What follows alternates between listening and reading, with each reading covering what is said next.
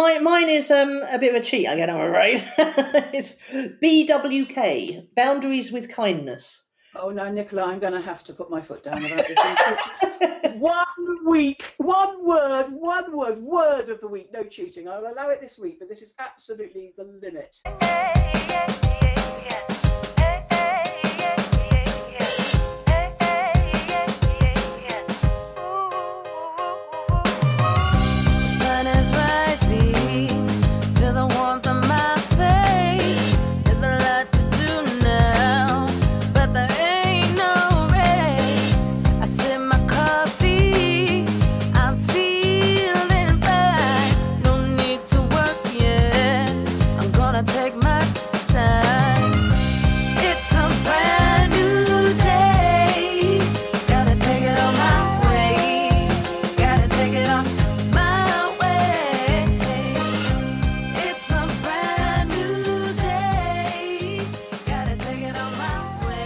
Welcome to Own It, Your Business and Your Life, with Nicola Cairncross and Judith Morgan. In this podcast, we're going to cover everything you need to embrace to become a successful entrepreneur, marketing, money, and much, much more. How to create a business doing just what you love. How to own it, your business and your life. This one will be fast, funny, feisty, and very lively. So sit back and enjoy the show.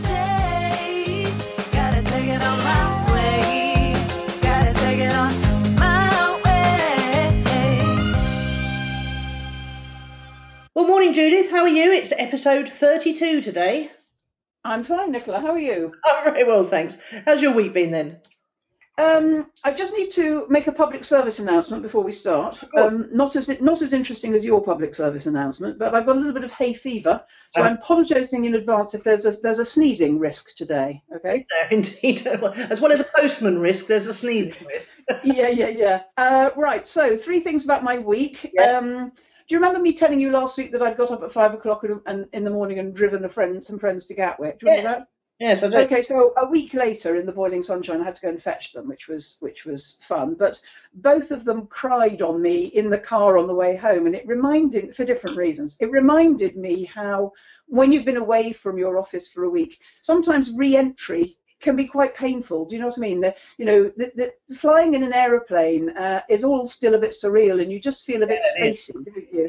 And so they were the only plane on the EasyJet app that was delayed all day, and I was having this sort of strange experience where I was driving to the airport slower than they were flying over France, and I was slightly worried they were going to get there before me. But anyway, quite interesting to have 2 friends in the car, and one cried and then the other one cried.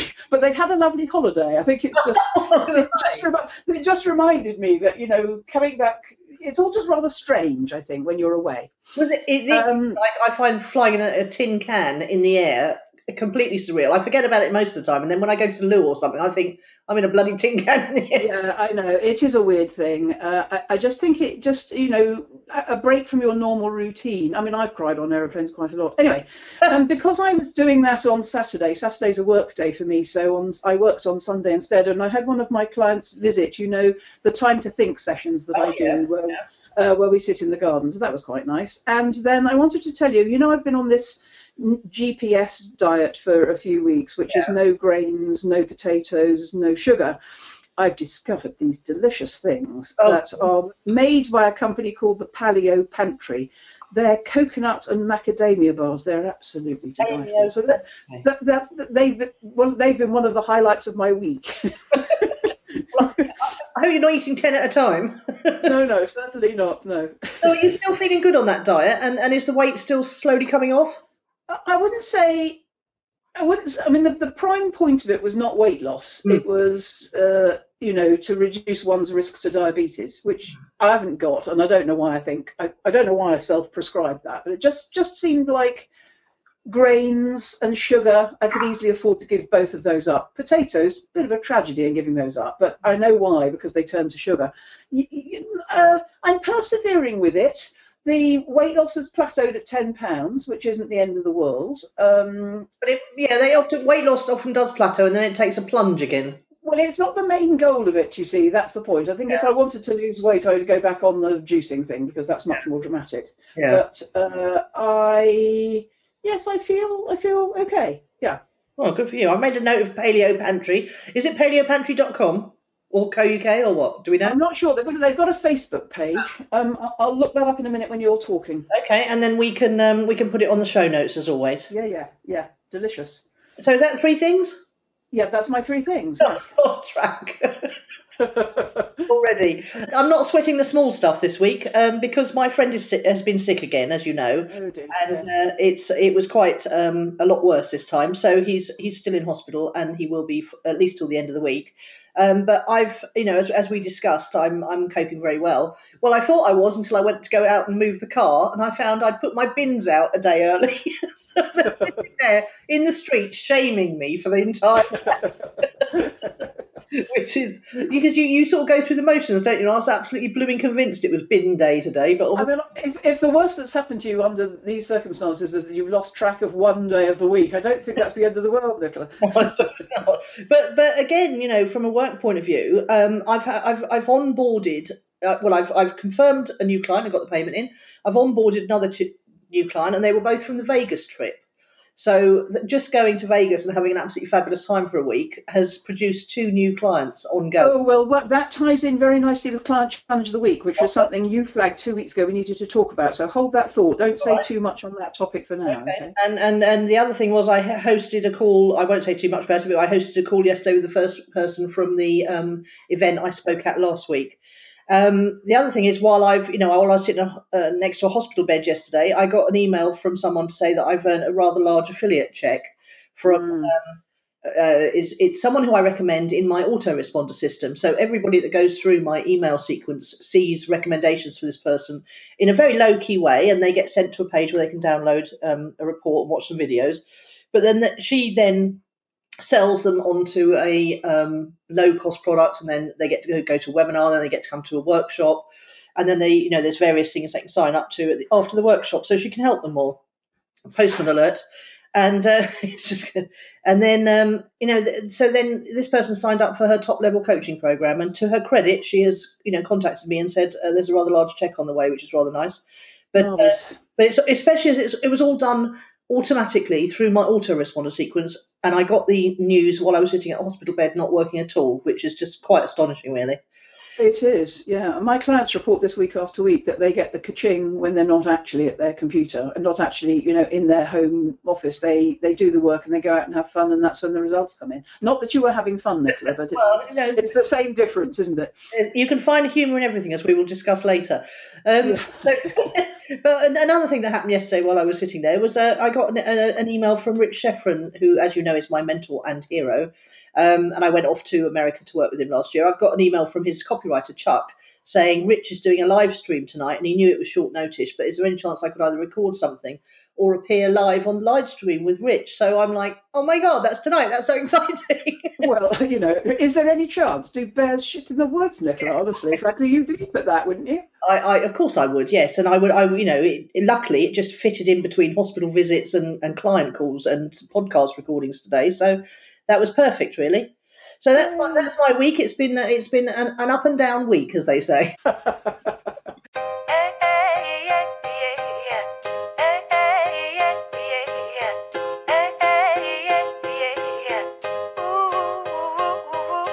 So what's fueled your fire then?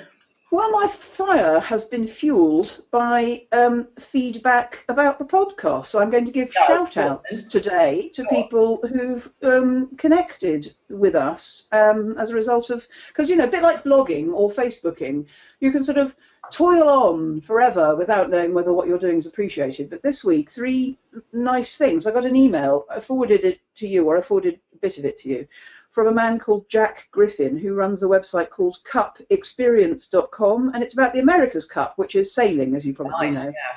And he said we were doing a nice job, and he wanted more information about the Paul McKenna thing that we talked about, and he gave you a little bit of feedback about one of your web pages. So hello, Jack, if you're listening, thanks for that. And also, somebody on Facebook asked who were, for a list of what should we all be listening to on podcasts. Oh. And both Karen Skidmore and Emma Burford listed you and me alongside greats like Entrepreneur on Fire and Pat Flynn and all of that. Really? See that? That's awesome. Yes, isn't it? Yeah, did you see you got 2 recommendations in a Facebook group this week as well? I did, and thank you for you being one of them. I did, but and that's lovely, obviously. But it was just nice to get this fuel for us to continue, with our podcast. Yeah, I mean, not that we need it though, because getting together and talking for an hour a week is not exactly a hardship. No, but it's nice to know that other people are actually listening. Yeah. Well, I'll give you a little review of our territories and stats after the Lovely. Tell me first, what's fueled your fire? Okay, well, funny enough, it's a similar thing. I'm sort of similar. I listen to podcasts, and some of my favourites are startup podcasts. I listen to Bootstrap Duel, which is where 2 guys are trying to get to 100k a month each in recurring monthly revenue.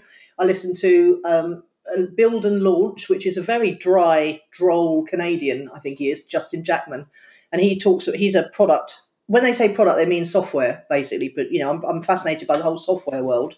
I will at some point do the foundation training, which is where you spend 6 months putting a software as a service product together.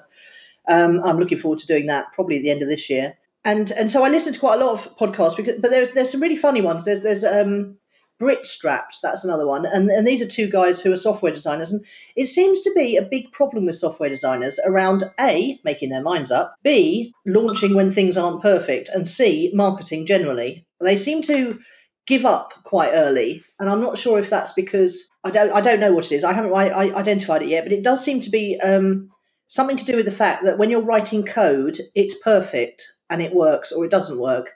But marketing and being an entrepreneur is very nebulous. And, Judith, you must remember when we finished the Money Gym, we both had to decide what we were going to do next. And both of us had people we could talk to. And those people still couldn't tell us what to do. They could tell us what they would do, but they couldn't tell us what we should do.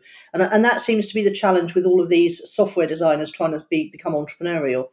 But Nicola, I'm seeing a bit of an opportunity there. Oh. Well, why invent software as a service of your own if you could partner up with some of those that can't actually market themselves? Yeah, that's a thought, isn't it? Hold that thought, darling. We'll come back to it another week. Make a note, because we'll forget otherwise. Yes, I will. But interestingly, I don't know if you know, but I've been using Slack as a communications tools, and I really like it a lot.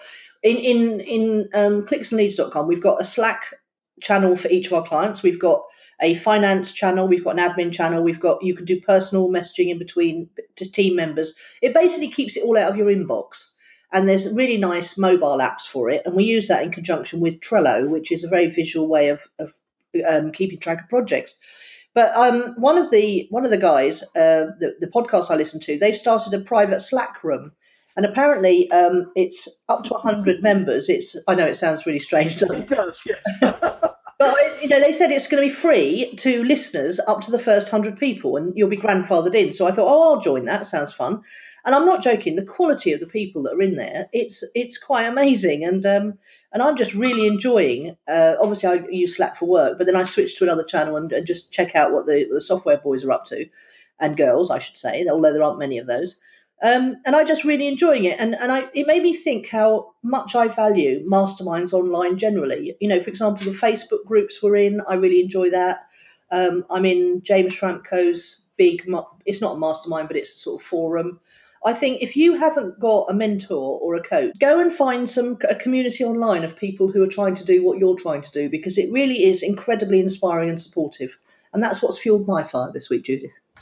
Could you remind us, please, excuse me, what does the expression "to be grandfathered in" mean? It means when you join at a certain level of a membership, and it stays the same as long as you keep your membership current. Yes.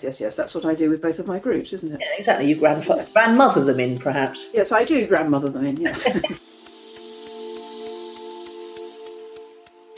But first, a word from our sponsors. Do you feel isolated and alone in running your own home-based business? Do you have worries, doubts, fears and resistance which sometimes make you feel like giving up?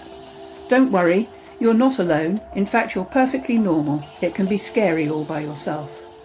But what if you could learn how to become a confident business owner, how to trust yourself more and grow your income, relax and be more creative and productive? Small Business Big Magic is a unique business mentoring group providing grounded practical support and advice, fast responses to your questions, inspiration and solutions to boost your clarity and help you find direction, focus and success in your life and business. Join Small Business Big Magic today for the friendship and encouragement of others just like you and the enthusiasm of a coach who gets you and your business. There's big magic for your small business at judithmorgan.com. What's our client challenge of the week then? Just remind me. Well, frankly, I think it's going to be coach challenge of the week because I wrote this down 2 weeks ago when we were talking. Perhaps listeners will remember this better than you and I. I've written investing, mentoring, Vegas, Cheltenham 100%. And I think we've talked about investing in self before in terms of plugins and outsourcing and stuff like that. I think you wanted to talk to us about the return on the costs of your trip to Vegas, the return on your costs of your trip to Cheltenham, Rich Shefferin's a good example, what you've paid out over the years in mentoring there and how it's coming back to you. I think we were going above the level of outsourcing and monthly recurring costs to, won't I go to Vegas if it's going to cost me X £1,000 in flights and hotel, that kind of level. And it's about how scary it is to do that when you don't know if you're going to get your money back. It's, for example, my sister Sarah went to Sarah Starr's workshop at the weekend, and that was, 3 days, 2 nights in a hotel, food for the weekend, train fare to get there and back. But I said, the question you must ask yourself is, do you believe that you're going to earn more than the money you're going to spend, but as a result of what you're learning at the weekend? But there's a bigger question than that, which is, do you believe your ideal clients are in the room? That's why I went to Cheltenham. I knew that there was 100 of my ideal clients in the room. They all use Infusionsoft. There's lots of Infusionsoft people there. I met the MD of Infusionsoft for the UK. And are you going to, again, be in an environment of inspiring people? So it's like a mastermind going to these events, isn't it? I think actually the crucial word that you've used there twice is believe. Do you believe? Do you believe? You said. And I think you meant it partly with the intention of no. So in Cheltenham, you didn't have to believe, you knew the right people were going to be in the room. And in Sarah's case of going to Sarah Starr's thing over the weekend, do you believe you're going to make the money back? I think that's a belief one chooses. Do you know what I mean by that? Yes, and that really, that's a big challenge, isn't it? Because if you're at the start of your entrepreneurial journey and you haven't really achieved anything much to speak of, then where do you get that belief from that that money is going to come back to you? And to be honest, you can't tell. You can tell once you've started to go to a lot of these, but you can't tell. You kiss a frog, you don't know which one's going to turn into a prince, do you? No. So it's not always possible to tell in advance, but I think after a while, I mean, you've been to so much, you've been to a lot more than me, and I've been to a lot more than most. You get a feeling in your water for what looks time wasting or a faff and what looks exciting and holds possibility.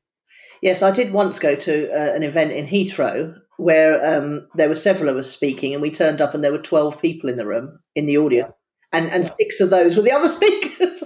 I know. Well, I wasn't necessarily thinking about the costs of attending as a speaker so much as the cost of attending as a delegate.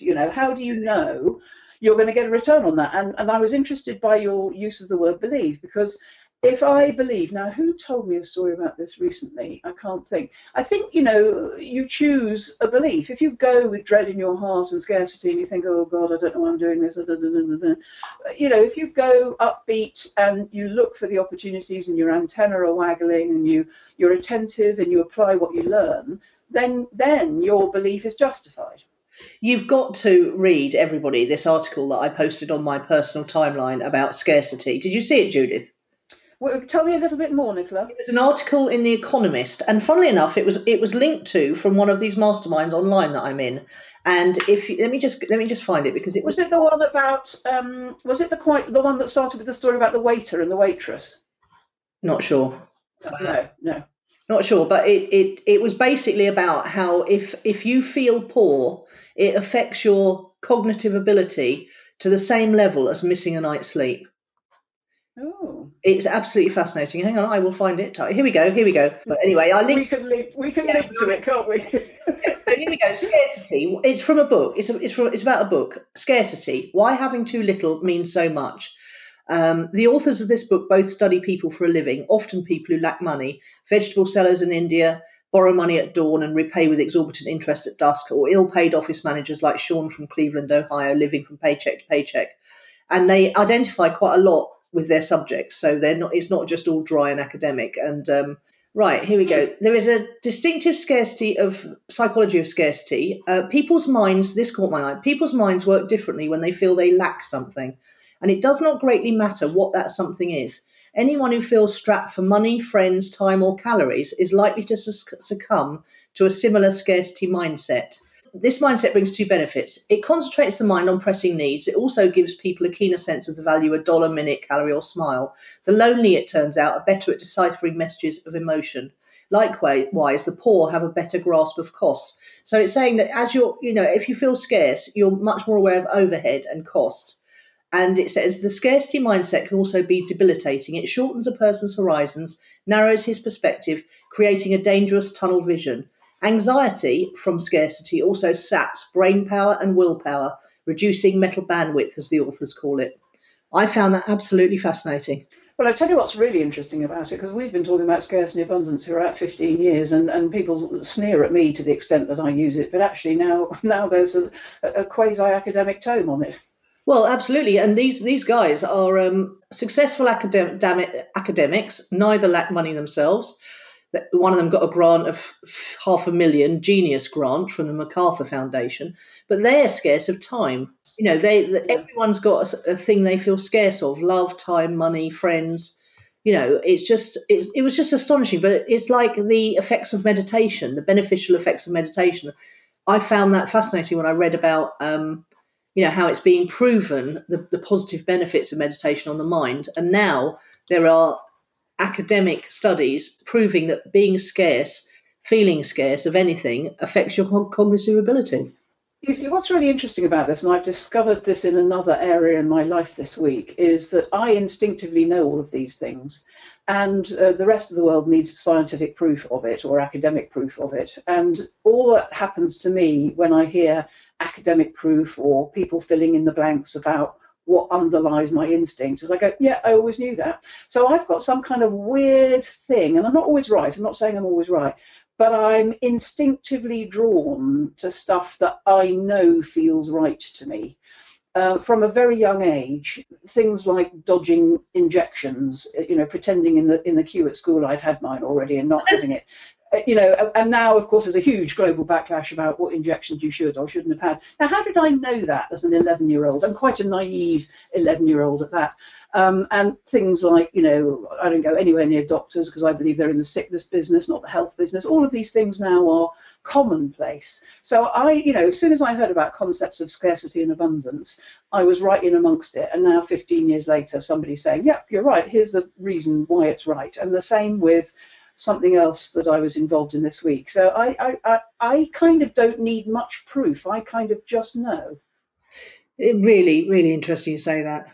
The shortcomings of the poor are that they actually forget, in developing countries, too many of the poor neglect to weed their crops, vaccinate their children, wash their hands, treat their water, take their pills, or eat properly when pregnant.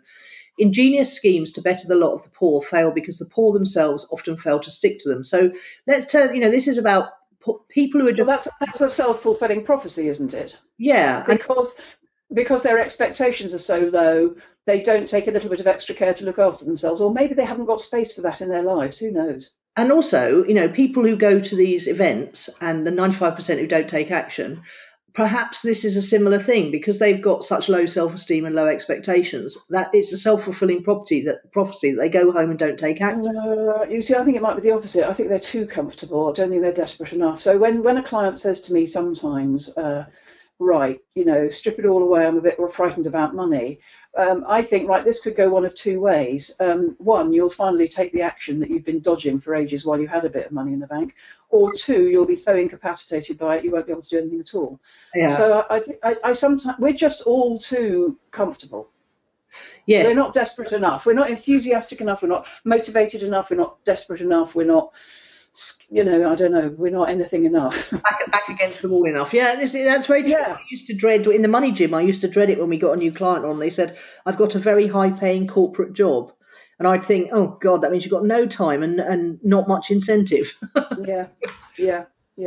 Oh, unless that job gets really vile, of course. So I think what the interesting thing is here, you went to Vegas. Give us in round thousands what that cost. it cost me about three, one and a half plus the flight. So it cost me about 2.5 grand. And in round thousands, you've had two big clients come from that at least, haven't you? Yes, and this week alone, I've banked £2,000 from both of them, their setup fees, and they're both worth £500 a month to me. So they're both worth 6 grand each over the next year. Okay, so you've made 12 grand on an outlay of, yeah, okay. And Cheltenham driving and a day in an overnight hotel, I don't know, 500 quid or something, was it? 500 quid, yeah. And incoming? Well, if this client signs up, that'll be another £7,000 Well, there you go. the next year. But did you believe, this is the key thing, did you believe when you went to both that this was the likely outcome? I didn't know about Vegas. I was scared about Vegas, and that's because it was much more money, and it felt like I was going for fun to hang out with my mates, which I was. But I did, because I was speaking, there was a glimmer of hope that I would attract clients. Could you afford to hang out with your mates for fun? Well, I didn't. Luckily, I didn't have to pay for any of that because it was all put on by the people we went. We just had to pay our flights and hotel, and taxi, the odd taxi fare and things. But every meal and drinks were paid for every night. So I knew. But I mean, the extent to which you know your investment. Did you? It's a bit like saying, can you or can you not afford a pound holiday in a way, isn't it? I wouldn't have paid. So at some level, you did believe or hope with a great deal of expectation that you'd get a return on it. Yeah, I did. I hoped and I believed 50%. Cheltenham, I knew. I tell you what was different about Cheltenham. It was the effort more than the money. Because when I realised 2 days before that it wasn't near London, it was up near Wales, oh my God, what have I done? Because I hate driving long distances. I hate it. And I could have gone on the train, but it would have been even more tedious. So I think there is one other point here, which can be quite interesting. It's lovely to have such an early return on both Vegas and Cheltenham, but it is possible, and it's happened to both of us before, that the return on things that you do come in months and years after appearing at something or going to something. Yeah, and also I wouldn't have been invited to go to any of those things if I hadn't done a lot of speaking for free in the early days and turned up at that thing where there was only 12 people and half of them were the speakers. You know, you get, it's only by doing those things that you get asked to do those things. Yes. And you have to. And yet at the same time, I know that we've both shelled out an awful lot of money doing things like this over the years. So what you're saying is you're still happy to stand by the decision to do that for most of it. Oh, absolutely, all of it, and it's a bit like you know Steve Jobs' thing. You can't put you can only put it all your success together, looking back and putting the dots together in retrospect. You have to trust that the next thing you're going to do, it will be what the next dot, and ditto. You have to trust that the money you're going to invest in going to an event, in learning, in networking, in masterminding, in being inspired, in perhaps attracting clients. You have to trust that that's going to. Thomas Leonard keeps popping into my head as we're talking about this. And I think it was because I went to one of his things and he said, in Vegas, actually, funny enough, and I said, how do I know? This is a big outlay for me. How do I know that I'm going to get everything out of it I possibly could? And he said, you just have to trust that you will. Your brain will retain the things it needs to retain and it will drop the rest for now, but it might pop up later on. But you just have to trust that if you've made the right decision and it felt right to you, at the time, you just have to trust it's going to work. It's going to come good. So trust your instinct. Yeah, gut, intuition. Yeah. They always say, don't they, the right people are in the room. Yeah. Yeah. And you'll learn the right things that you need to know right now. You don't have to write everything down because the one thing that you need to know will. So actually what you said there was trust. That's another good word. And I'm thinking, but we don't need to be indiscriminate about this. We do need to discriminate about what we will and won't go into. And perhaps we might have an annual budget, for instance, if we're, earlier in business life than you and I are. And when that budget's spent, for instance, you don't want to keep going to the same sort of event because you haven't implemented what you learned last time, shelf development. What's the point in doing any more of that? This won't necessarily be the one. Decide, in some cases, I am enough, I know enough, and until I put into action what I've learned already, there's no point in my continuing to go to this stuff. Oh, I totally agree. I come home and I do put things into action. So I know you do, yeah. So I know that I'm going to get some sort of benefit from it. But you're right. If people I love that. What was it called? Shelf development. Shelf development, yeah. Bring it home, put it on the shelf. Oh dear, terrible, isn't it? Yes, but yeah, no, that's good. And yeah, so I don't know.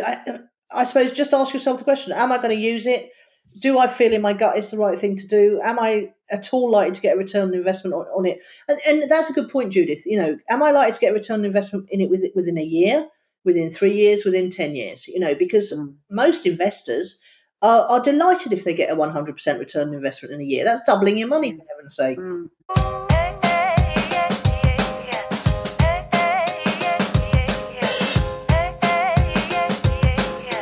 Okay, what's your word of the week then? It's a Spanish word. It's maravilloso. Oh my God, you're going to have to spell it. M-A-R-A. Yeah. V-I-L-L-O-S-O. It means wonderful. I was talking to a client on Skype chat, and she said, "Oh, I have this Facebook group on Monday where they can come in and ask questions. Should I go on holiday to Spain when I'm a bit short of money?" And she's quite a nice little manifester, actually. She decided she needed more holiday opportunities, and guess what? She manifested one, and somebody was going to pay for part of it, and she only had to pay for the flights should she go. And I went, yeah, go, because the money will come from somewhere. And I said, wonderful. Oh, what's the Spanish for that? And both of us worked it out quite fast. I Googled it, and she speaks Spanish. Maravilloso. It means wonderful. Well, that's a very nice word, isn't it? It's a nice word, isn't it? Yeah. Mine is a bit of a cheat again, I'm afraid.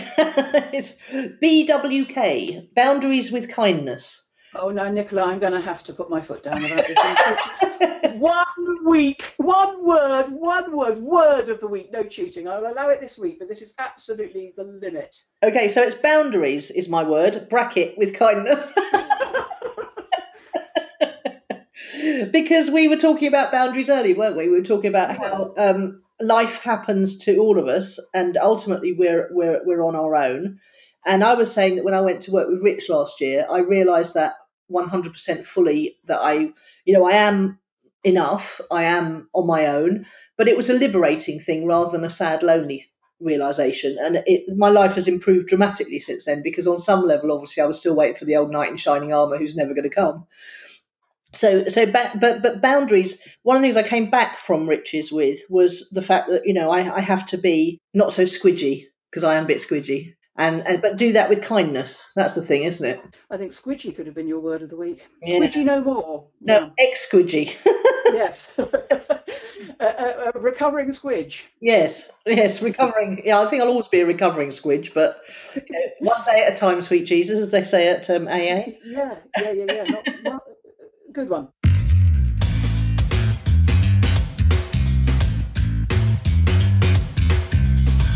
Okay, so who or what's impressed? Will you go first? Well, it's got to be the ambulance service and A&E again, I'm afraid. I mean, just astonishing heroes, everyday heroes they are.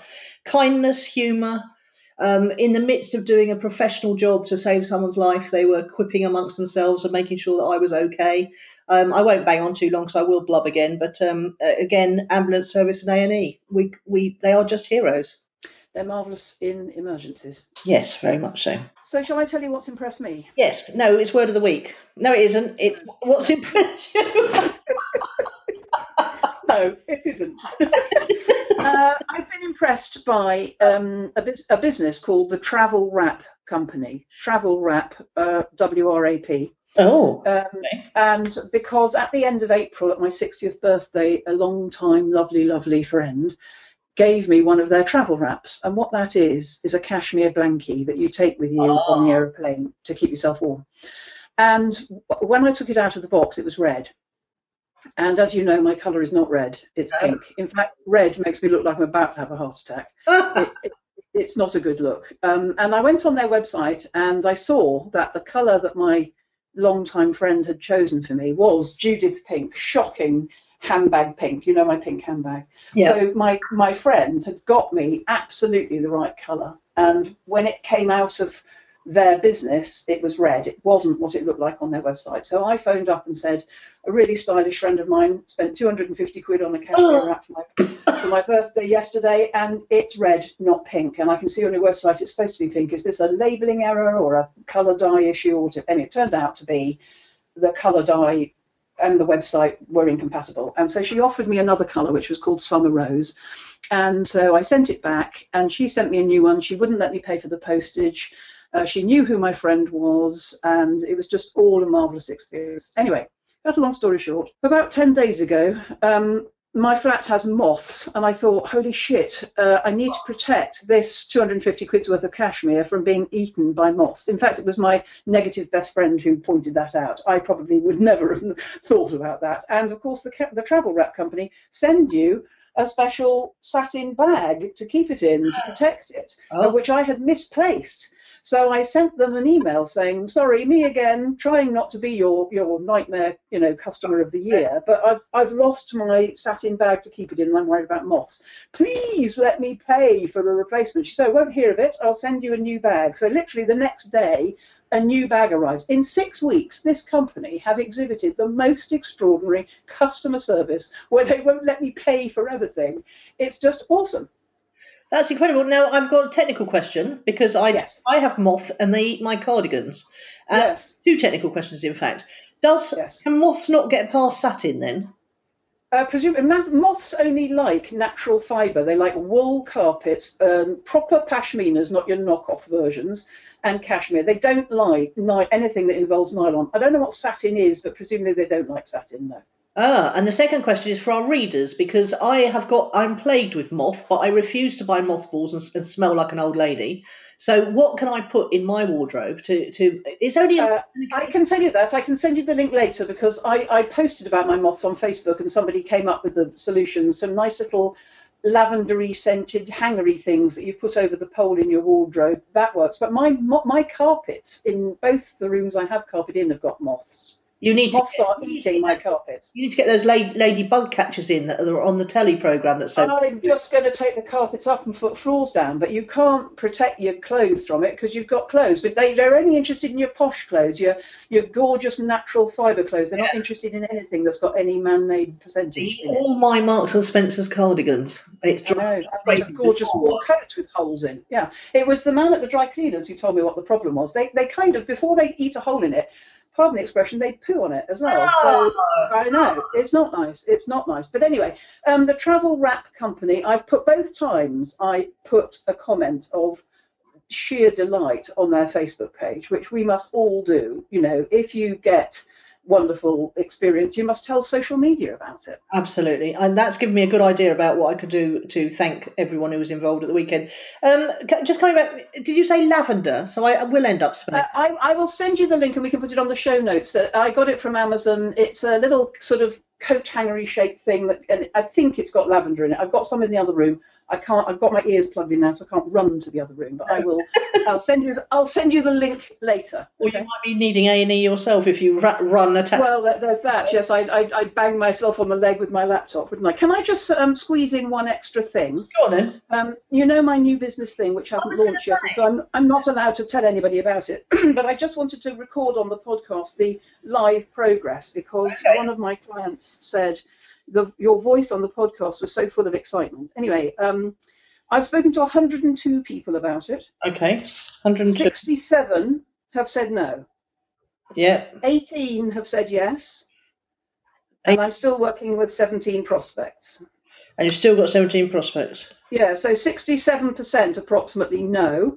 Yeah. I just want to talk about that because how it feels to be told no by 67 people. Going back to the squidge thing, I think in years gone by that would have upset me quite a lot. It hasn't upset me at all this time. It just bounces off me like water off skin, But I am quite excited that I brought in somebody who I knew would be good at it, and she's taken off like a rocket. But also I'm very excited, typically, that I have people in my team in Germany, Finland and Shetland, which seems very exciting. Shetland? Good grief. Well, I mean, Shetland is in the UK, but it's so far away as to be practically, well, I mean, she's in practically 24-hour daylight, she told me at the moment. She's so far north. Yeah. Well, she needs to watch that because she needs to make sure she gets plenty of sleep, as we've discussed. I can sleep in the daytime, so I'd be all right in Shetland. But if it wasn't so cold, I mean, obviously the reverse is true in the winter. Oh, no, what? I can't remember. But anyway, I just wanted to, we said we would report things in real time, and soon my thing's going to launch, and so I'll be able to talk about it properly here. But for now, I just wanted to record my 67% no's. Well, let's ask everyone who's listening, because in order to, because I like to be reporting what I'm doing with Clicks and Leads, because I only launched it at Christmas, as you know, and it's growing like crazy. So, and I'd like to talk about what I'm doing to grow it, and the challenges that come up with that. We either need to make the podcast longer to fit an extra section in, or we need to lose a section. So I think we can just be a bit briefer in the other ones. Really? Yes, I do. Don't you think? I mean,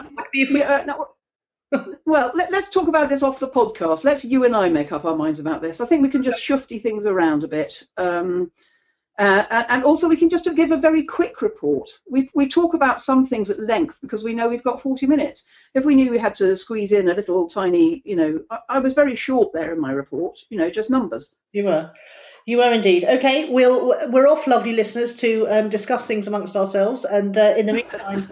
But sorry, I need to make a correction to something I said in chapter 1. It's not Paleo Pantry, it's primalpantry.com. Primal Pantry. I'm making a note for the show notes.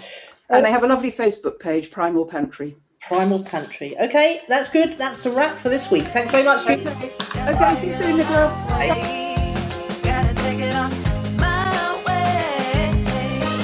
You've been listening to Nicola Cairncross and Judith Morgan. The podcast is called Own It, Your Business and Your Life. Do come and visit us at ownitthepodcast.com. We'd love to hear your feedback. You can find out more about Judith and visit her on her website at judithmorgan.com, and you can find Nicola at nicolacairncross.com.